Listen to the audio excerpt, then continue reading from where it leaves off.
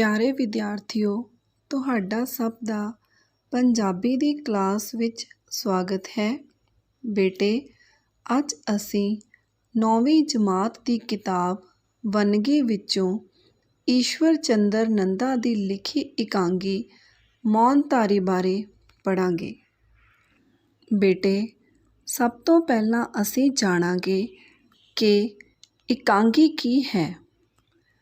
ਇਕਾਂਗੀ ਨਾਟਕ ਇੱਕ ਦਰਸ਼ਨੀ ਕਲਾ ਹੈ ਜਿਸ ਵਿਚਲਾ ਕਾਰਜ ਇੱਕ ਹਰਾ ਪਰ ਸੰਪੂਰਨ ਘਟਨਾਵੀ ਹੁੰਦਾ ਹੈ।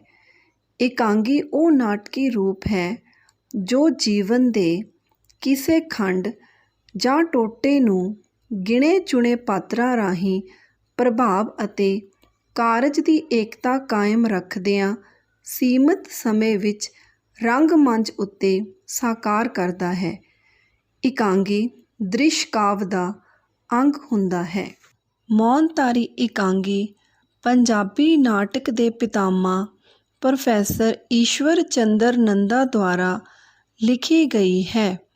ਪ੍ਰੋਫੈਸਰ ਈਸ਼ਵਰ ਚੰਦਰ ਨੰਦਾ ਦਾ ਜਨਮ 30 ਸਤੰਬਰ 1892 ਈਸਵੀ ਨੂੰ ਪਿੰਡ ਗਾਂਧੀਆਂ ਭਨਿਆੜ, ਜ਼ਿਲ੍ਹਾ ਗੁਰਦਾਸਪੁਰ ਵਿੱਚ ਸ਼੍ਰੀ ਦੀਵਾਨ ਭਾਗ ਮੱਲ ਨੰਦਾ ਅਤੇ ਮਾਤਾ ਸ਼੍ਰੀਮਤੀ ਆਤਮਾ ਦੇਵੀ ਜੀ ਦੇ ਘਰ ਹੋਇਆ। ਸਮਾਜਿਕ ਸਰੋਕਾਰਾਂ ਵਾਲੀ ਇਕਾਂਗੀ ਰਚਨਾ ਵਿੱਚ ਸਭ ਤੋਂ ਪਹਿਲਾਂ ਆਪ ਨੇ ਸੁਹਾਗ ਨਾਂ ਦੀ ਇਕਾਂਗੀ 1913 ਵਿੱਚ ਲਿਖੀ ਤੇ ਇਹੀ ਇਕਾਂਗੀ ਸਫਲਤਾਪੂਰਵਕ ਰੰਗਮੰਚ ਉੱਤੇ ਪੇਸ਼ ਕੀਤੀ ਗਈ। ਮੌਨਧਾਰੀ ਇਕਾਂਗੀ, ਜੋ ਕਿ ਪ੍ਰੋਫੈਸਰ ਈਸ਼ਵਰ ਚੰਦਰ ਨੰਦਾ ਦੀ ਰਚਨਾ ਹੈ, ਵਿੱਚ 6 ਮੁੱਖ ਪਾਤਰ ਹਨ। ਕਿਉਂਕਿ ਪਾਤਰਾਂ ਦੇ ਮਾਧਿਅਮ ਰਾਹੀਂ ਹੀ ਕਹਾਣੀ ਨੂੰ ਸਾਕਾਰ ਕੀਤਾ ਜਾਂਦਾ ਹੈ।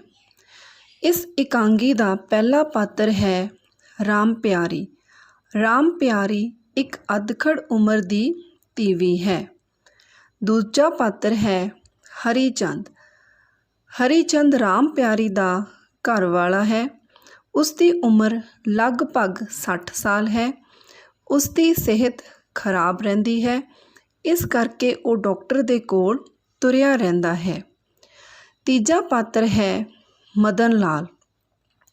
ਮਦਨ ਲਾਲ 30-32 ਸਾਲ ਦਾ ਨੌਜਵਾਨ ਹੈ।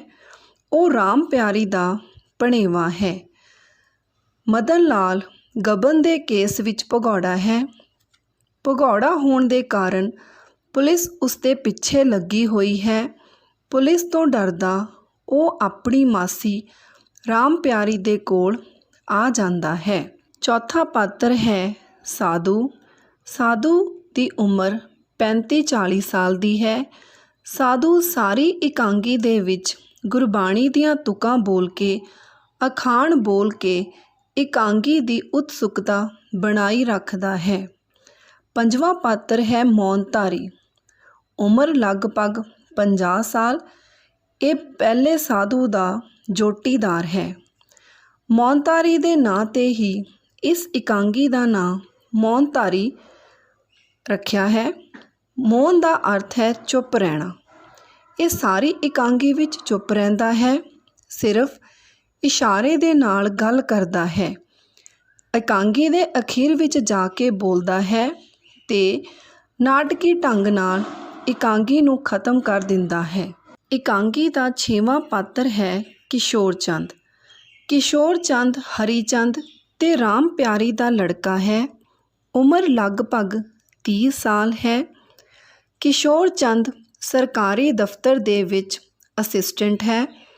ਉਹ ਸਾਧੂ ਸੰਤਾਂ ਤੇ ਵਹਿਮਾਂ ਭਰਮਾਂ ਦੇ ਸਖਤ ਖਿਲਾਫ ਹੈ।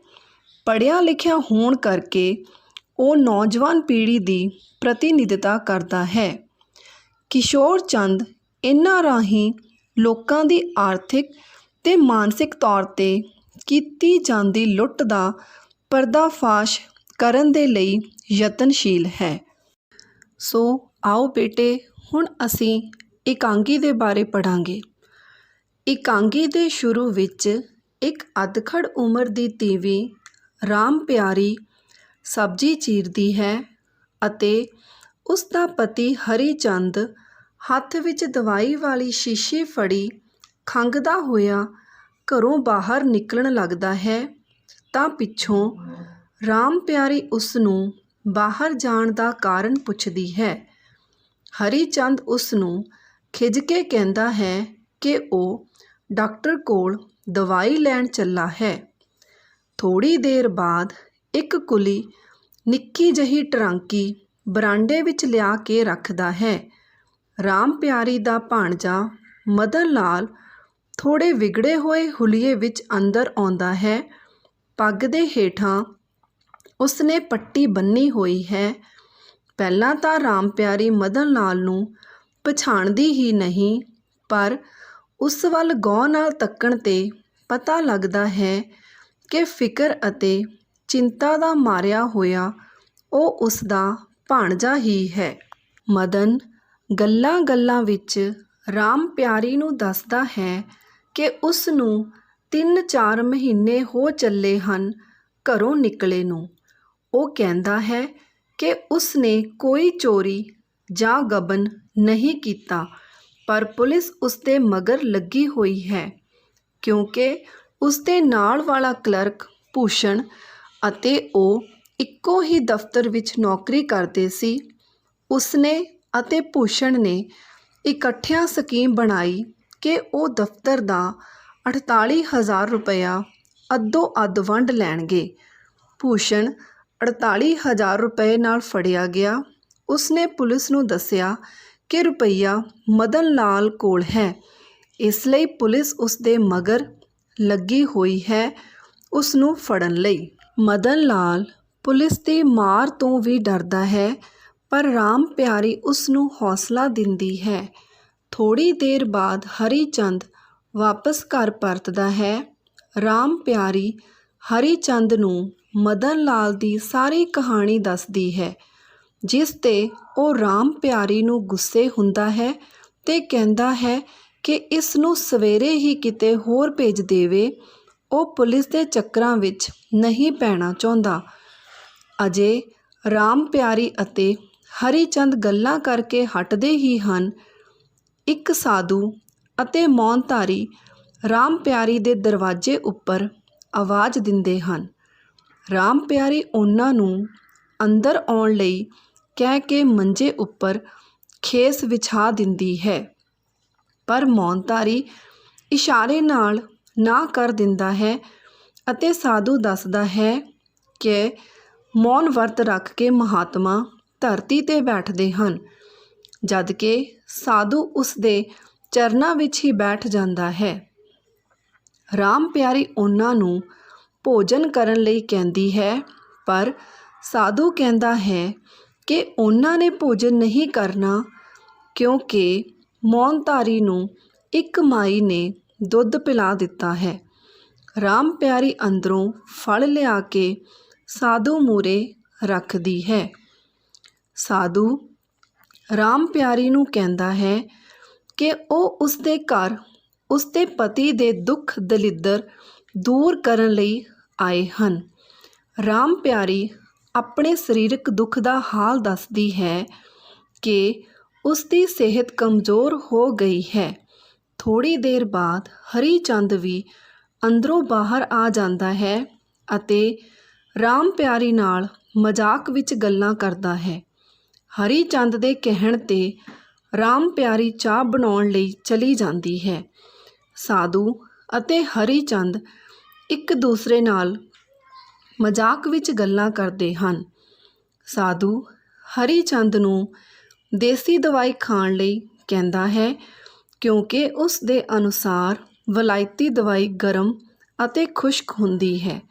ਉਹ ਹਰੀ ਚੰਦ ਨੂੰ ਇੱਕ ਦਵਾਈ ਦੇਣ ਲਈ ਕਹਿੰਦਾ ਹੈ, ਜਿਸ ਨਾਲ ਉਸ ਦਾ ਸਰੀਰ ਅਤੇ ਚਿਹਰਾ ਚਮਕ ਉੱਠਣ ਦਾ ਦਾਅਵਾ ਕਰਦਾ ਹੈ।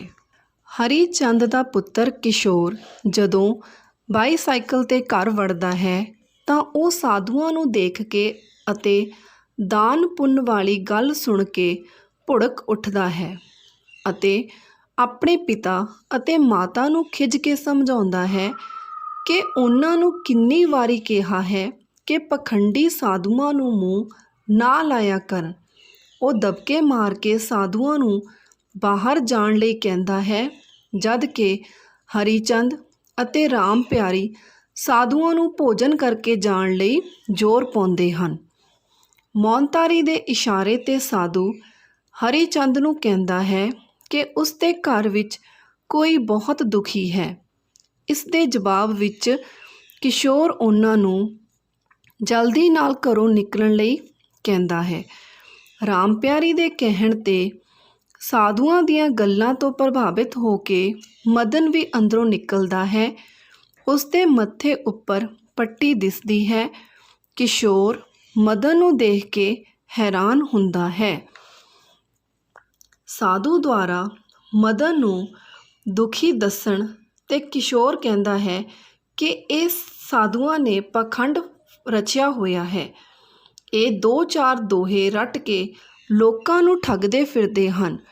ਕਿਸ਼ੋਰ ਆਪਣੇ ਪਿਤਾ ਹਰੀ ਚੰਦ ਨੂੰ ਅਖਬਾਰ ਦਿਖਾਉਂਦਾ ਦੱਸਦਾ ਹੈ ਕਿ ਜੇਲ੍ਹ ਵਿੱਚੋਂ 2 ਹਵਾਲਾਤੀ ਫਰਾਰ ਹੋਏ ਹਨ, ਜਿਨ੍ਹਾਂ ਵਿੱਚੋਂ ਇੱਕ ਦਾ ਚਿਹਰਾ ਉਹਨਾਂ ਨਾਲ ਮਿਲਦਾ ਹੈ।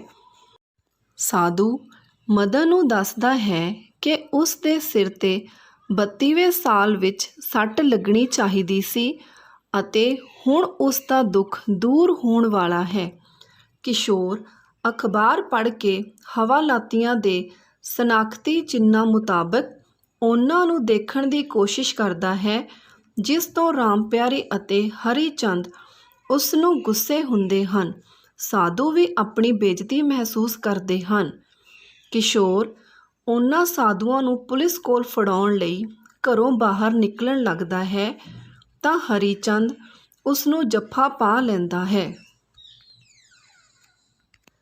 ਉਹ ਕਹਿੰਦਾ ਹੈ ਕਿ ਉਸ ਦੇ ਘਰ ਪੁਲਿਸ ਨਹੀਂ ਆਏਗੀ।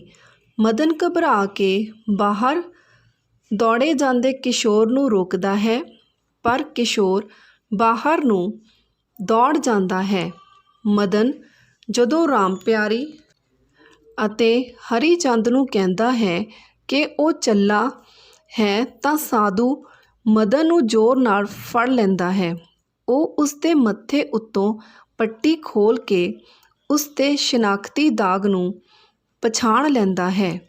ਸਾਧੂ ਮੌਨਤਾਰੀ ਬਣੇ ਇੰਸਪੈਕਟਰ ਨੂੰ ਦਾਗ ਦਿਖਾਉਂਦਾ ਹੈ, ਜਿਸ 'ਤੇ ਮੌਨਤਾਰੀ ਬਣਿਆ ਇੰਸਪੈਕਟਰ ਦੀਪ ਚੰਦ ਆਪਣੇ ਝੋਲੇ ਵਿੱਚੋਂ ਰਿਵਾਲਵਰ ਮਦਨ ਉੱਪਰ ਤਾਣ ਲੈਂਦਾ ਹੈ। ਅਸਲ ਵਿੱਚ ਸਾਧੂ ਅਤੇ ਮੌਨਤਾਰੀ ਪੁਲਿਸ ਮੁਲਾਜ਼ਮ ਹੁੰਦੇ ਹਨ, ਜੋ ਗਬਨਕਾਰੀ ਮਦਨ ਨੂੰ ਗ੍ਰਿਫਤਾਰ ਕਰਨ ਲਈ ਇਹ ਸਾਰਾ ਨਾਟਕ ਰਚਦੇ ਹਨ।